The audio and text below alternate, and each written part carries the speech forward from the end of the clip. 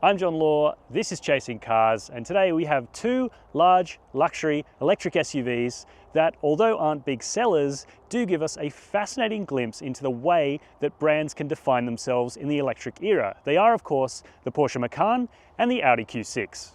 And I'm sure most of you will already know that, like the Audi e-tron GT and the Taycan before, these two are based on the same platform. In this case, it's PPE, Premium Platform Electric, co-developed by both brands. They're also just about the same length, right on a very similar wheelbase, and there's only 20 kilos between them when it comes to weight, plus they've got all the same suspension and cabin tech under the skin, so they should be pretty similar, right? So in today's video, what we're going to do is find those differences and then adjudicate a winner. And you know that because we're 100% owned by Budget Direct and independent, we can give you the real truth. And of course, I'd love to hear your thoughts in the comments section down below, and hit subscribe to the Chasing Cars YouTube channel if you haven't done so already. Now let's get into it. Chasing Cars, honest reviews of your next car. Brought to you by Budget Direct. First things first, we'll talk about price. Now, these two variants aren't perfectly aligned. We would have loved to have the Macan 4S, but we got the flagship Turbo, which I think shows the Macan in its best light, as does the SQ6. Now, first up, the Audi, $151,500, and you get 380 kilowatts with all-wheel drive. Our example has a couple of very light options. The Daytona Grey color is free, as is the RS Red upholstery, but you've got to pay $2,100 for the black pack and nearly $1,000 for some headrest speakers.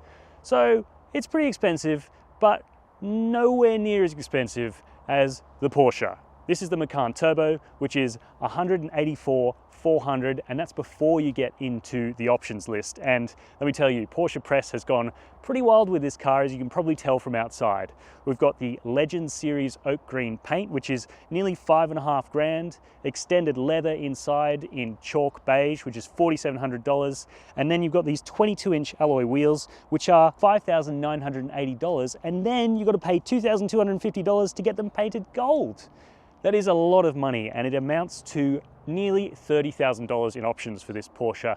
But there is a silver lining to that, and that is you can do whatever you want with the Porsche, whereas in the Audi's case, the configurator feels comparatively restrictive. The Audi SQ6 is what I'd call conventionally quite handsome for an SUV. Proportions are really nice, and you've got these classic Quattro blisters down the sides of it that call back to Audi heritage. There's also that single frame grille and these very sharp, very crisp LED lights, which have the matrix feature, so illuminating various things at night. Plus they also have an active digital signature, says Audi, that can, in theory, communicate messages to the outside world.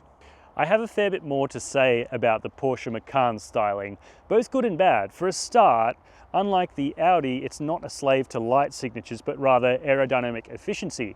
At 0.25, the coefficient of drag is a lot better on the Porsche, and that pays dividends, which we'll come to later. But also, it's just generally a little bit more challenging. I see the Porsche elements and I like the lighting signature up here, but having the headlights below seems a bit strange. And although I really love the front end, I'm a bit more confused by the back, which just looks a little bit weak to me. But then I'm told by Nathan Ponchard that he really likes the back end of this car. So I think this is a very divisive looking car, but as we covered in the specs, the oak green with the very flashy neodyme wheels, I am about. So let me know your thoughts in the comments. Jumping into the Audi SQ6's cabin first, this is a really good example of how differently these cars are executed despite being on the same platform. The Audi is really going for that family SUV vibe.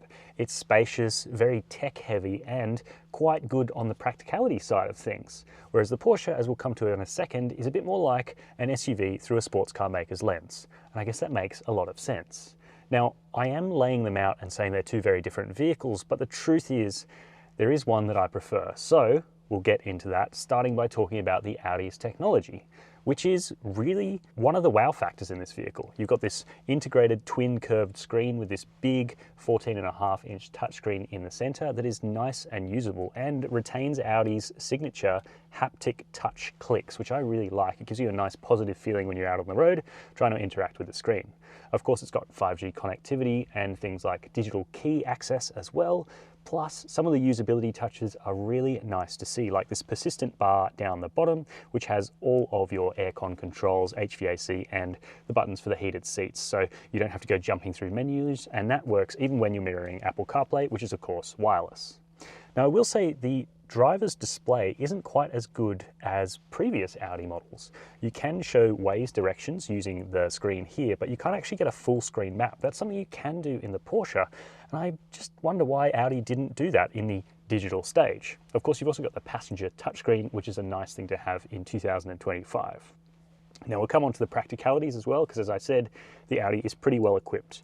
You've got this nice storage space here, easily accessible USB-C charging points, and as you can see here, we've even got an optional smoker's package, 2 cup holders in the center here. This armrest is adjustable as well, with a little bit of covered storage beneath it, and the door bins are relatively good for a 600ml bottle, but you won't get anything much bigger than that in there.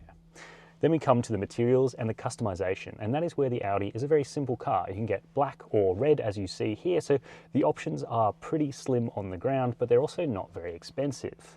That means you can't really make an Audi that's all yours, but it does feel pretty good in here. The steering wheel is quite nice to hold, though I prefer previous generation Audi steering wheels, which are a little bit smaller and a little bit rounder, and I find that the capacitive touch buttons, although not as bad as Volkswagen Golf and that sort of MQB platform era of capacitive touch buttons, you can bump them while you're out on the move. So the Audi cabin is pretty businesslike, very friendly for a family car, and nothing super special in terms of customization. The tactile touches in the front, like the touchscreen and the nice physical volume dial, are matched really nicely by the door handles. Audi's on a bit of a roll at the moment. These are classic physical door handles, but on all 4 you have comfort access, and it works really seamlessly. I'll lock it now, and then as you see, my hand goes down and it unlocks fast enough that I can get straight in without it feeling awkward. And then when you sit inside, the SQ6 is pretty generous in the back seat. That said, it is quite a large car outside as well, and it doesn't feel hugely spacious back here. There is a Q8, of course, above this as well, which is the real ultimate luxury in the back seat vehicle offered by Audi. So I guess if you want a bit more space, there's also that, which isn't that much more expensive than this SQ6. Now, for me at 6'2", I have a good bit of room behind this seat. There's also some very deep scallops there so that my knees don't get crushed if the driver were to slide it back. Toe room is okay, and headroom is pretty good under this nice, generous panoramic sunroof.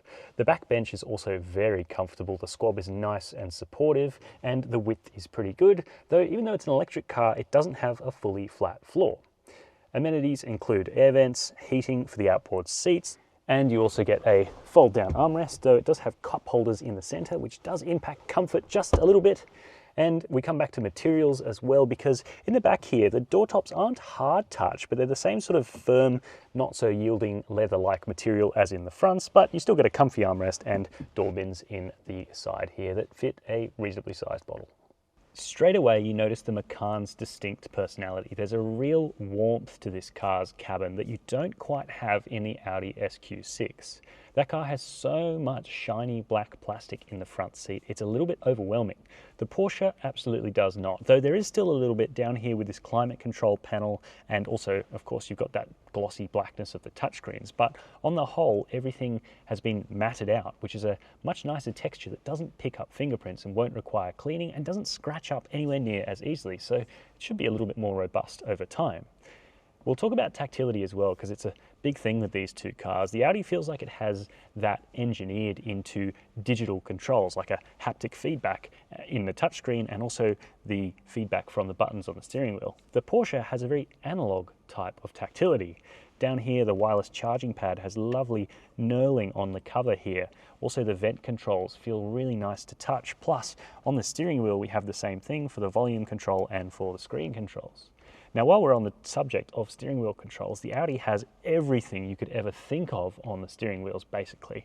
The Porsche's is much more restrained. It's beautifully light visually, and you just have what you need. A shortcut button, skip song forward, volume, back, phone, and interaction for the digital screen. It's just simple, and you never bump them. Also, you've got your physical drive mode button here, which is just so lovely and easy to interact with. The hierarchy of controls in this Macan is absolutely amazing, and it's what you expect from Porsche.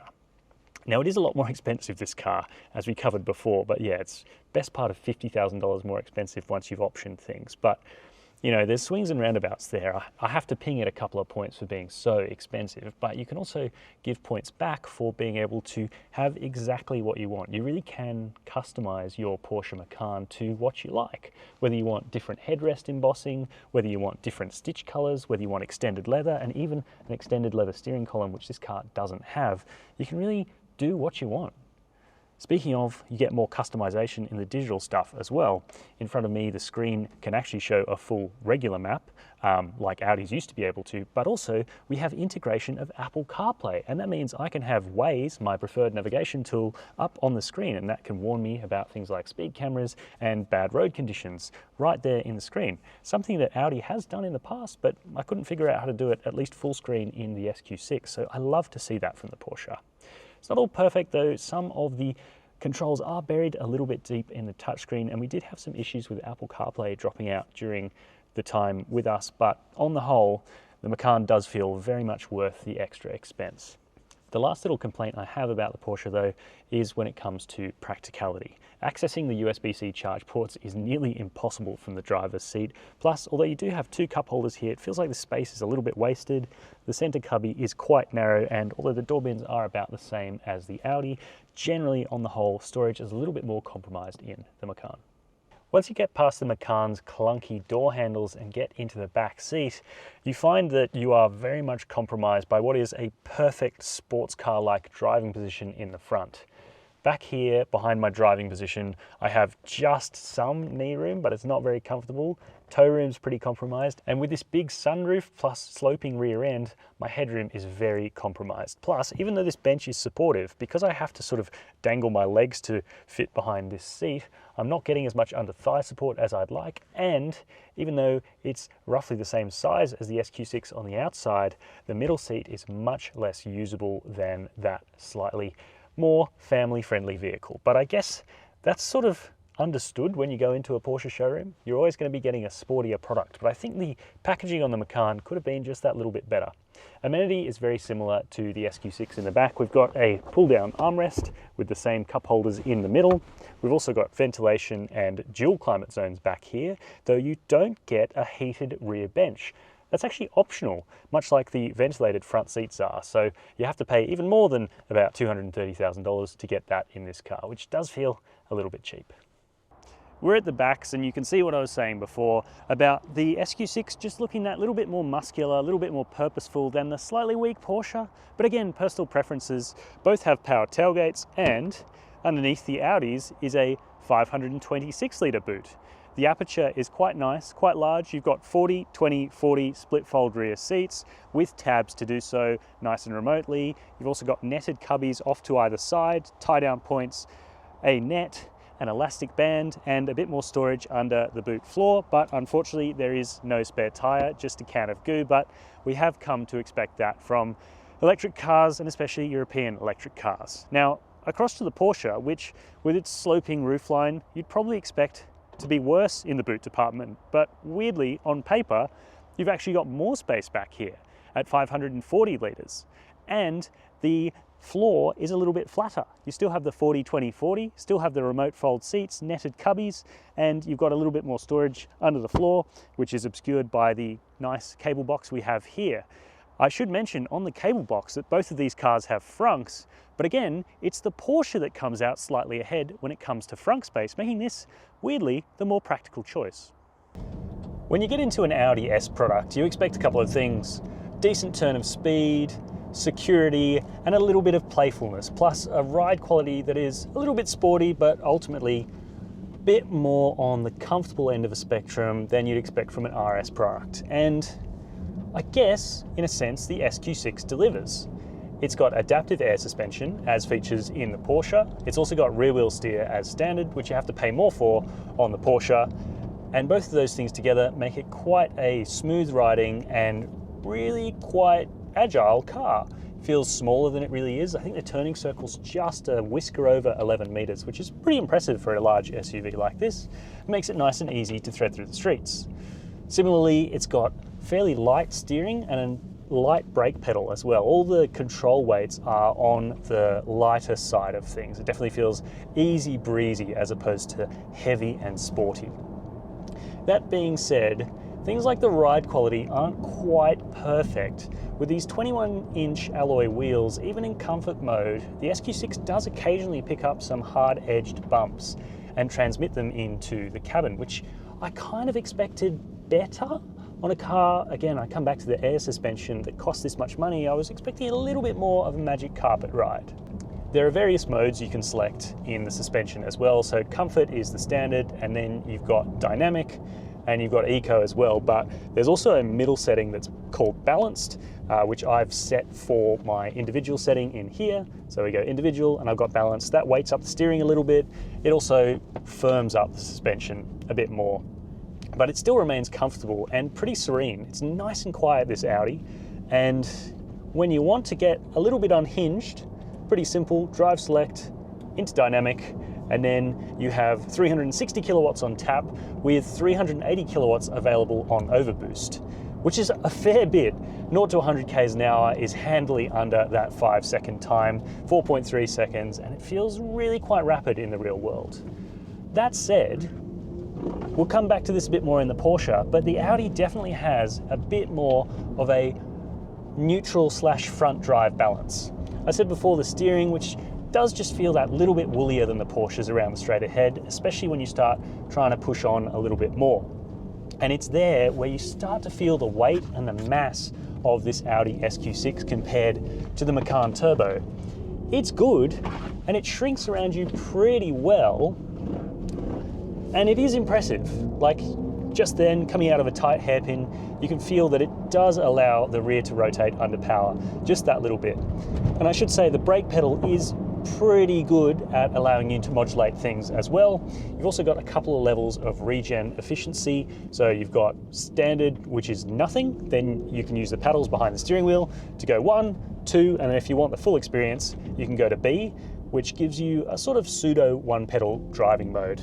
Now, I've found that going into D and going to 1 gives you the most natural feeling for a good twisty road, which we'll come back to now again because, yeah, SQ6, good, dynamic, sharp, and quite fun.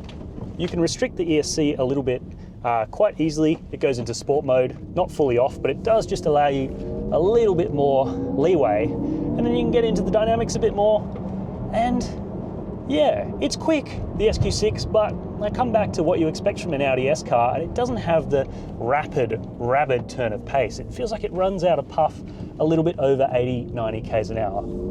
So plenty comfortable, plenty quiet, and pretty sophisticated when it comes to driving dynamics. So let's find out how that Porsche compares. Straight into the good stuff with the Macan Turbo. It is so fast. The outputs on paper don't look that much higher, but wow, is this thing devastatingly quick. It's also super predictable, so precise. Wow, it takes everything that's good about that SQ6 and dials it up to 11. It is so Porsche DNA in here, so adjustable on throttle. The all-wheel drive system is very, very rear biased, so that in sport mode with the ESC, also in sport mode, which we are now, you can have so much fun with this. It's the kind of car that if it was a rainy day outside and you didn't want to take your 911 out for a bit of a fang, you could take this instead, because it offers you the same steering precision, the same braking precision, and a similar amount of driving joy. Yes, there's no real sound, there's that simulated sports sound, but when it comes to the mechanicals, the chassis, the steering, the braking, all the stuff that driving enthusiasts really care about. Oh man, yeah, Macan Turbo really delivers. That diff is tuned to perfection at the back. It's got an electronically controlled limited slip rear differential, which just drives the rear wheels so well. No slip, none of that slight weirdness you get in the Audi as you're waiting for it to bite and to kick in. It just does what it needs to do. And you can get on with the process of driving like a bit of a lunatic. Of course, we're on a private, closed road here, so you can get away with that. You wouldn't want to do that so much on the road, but yeah, if you did, the Macan Turbo would really have your back. All right, let's dial it down a notch, back into normal mode on the air suspension, where it becomes a lot more compliant. There's no comfort mode in the Macan, which I think really probably says a lot about this vehicle's intentions. That's not its modus operandi. It doesn't want to waft about super comfortably, lolloping about on the motorway. It wants to get where it wants to go. It's got real Porsche DNA to the way it goes down the road, and it just feels so all of a piece, so polished, confident, consistent. The steering is precise. Yes, there is a little bit of busyness around the center. It's got quite wide front tires, the same as the Audi, mind you, but on 22-inch alloy wheels, so a little bit bigger in diameter, which combined with, I assume, a fair bit more of an aggressive front alignment, just makes it a little bit more nervous in the straight aheads. But that being said, things like the lane keep assist seem to be better tuned in the Porsche, a little bit more for like oriented towards the enthusiastic driver. They don't cut in quite as much.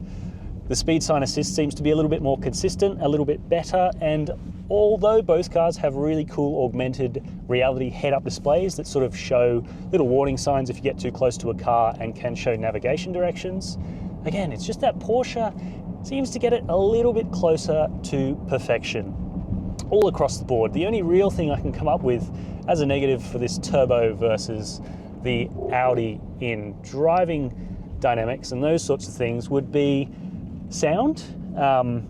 Sound insulation. The Audi's just that little bit quieter, a little bit more subdued in terms of road noise, especially at about 110 k's an hour, but that's a pretty minor nitpick, and if you already own a Porsche, you'll probably be used to a little of that tire roar anyway, because it's something that 911s are famous for. And yeah, the rest of the Porsche package, it delivers in spades. It takes that Audi platform, basically the same wheelbase, basically the same suspension technology, and just refines everything to that nth degree, and it's just better.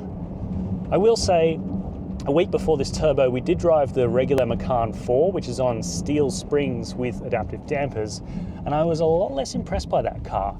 So these vehicles are quite specification dependent. If you're an enthusiastic driver, you are absolutely going to want at least the Macan 4S, which is over $150,000 on the road.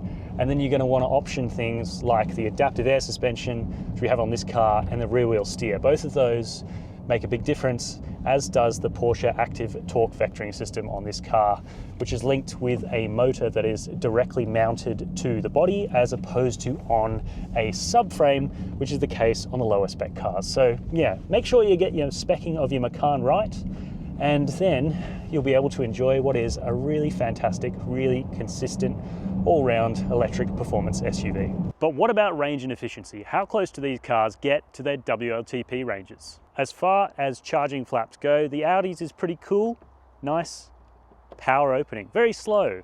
But that doesn't help the fact that this car is seriously thirsty for electrons, especially in wagon body, guys. On test, we only saw 372 kilometers as an indicated range claim the way we were driving it, which is so far off the WLTP claim, it's not funny. But then we were driving it pretty hard, and it is a pretty fast vehicle. In the real world, we would be pretty surprised though if you managed to get over 500 k's of driving range. Even though it has 110 kilowatts more power and bigger alloy wheels, we actually got closer to the WLTP claim of the more efficient Macan. Not a huge deal at 398 k's as tested, but still a fair bit more impressive. We also noticed that when driving around town, it seemed to be a lot less thirsty than the Audi. So interesting.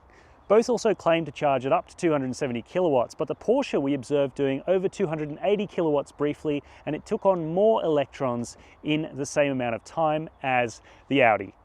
And finally, we've just got to talk about how fantastic Porsche's charging flaps are when they work, because they just look so sleek. It's like you're sort of opening up the exterior skeleton to see the exoskeleton, and just like the Audi, it's got one on both sides, one for AC only and one for AC and super fast charging. That means it's time for a verdict. The Audi SQ6 has a better warranty and is undoubtedly better value, plus has a slightly more accommodating rear seat. But here's the thing, as good as the Audi SQ6 is, when it comes to X Factor, it just doesn't deliver the way the Porsche Macan does, especially in turbo trim.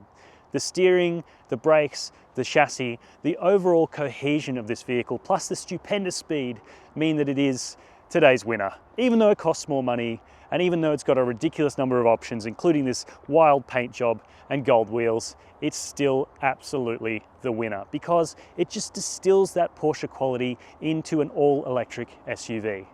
But it may be just that little bit too expensive. It's plenty more costly than the Macan it replaces, and that might make it a little bit too niche. And I'd love to hear it if you share that opinion in the comment section down below, or any other opinion. While you're there, why not hit subscribe to the Chasing Cars YouTube channel if you enjoyed this video, and as always, thank you very much for watching.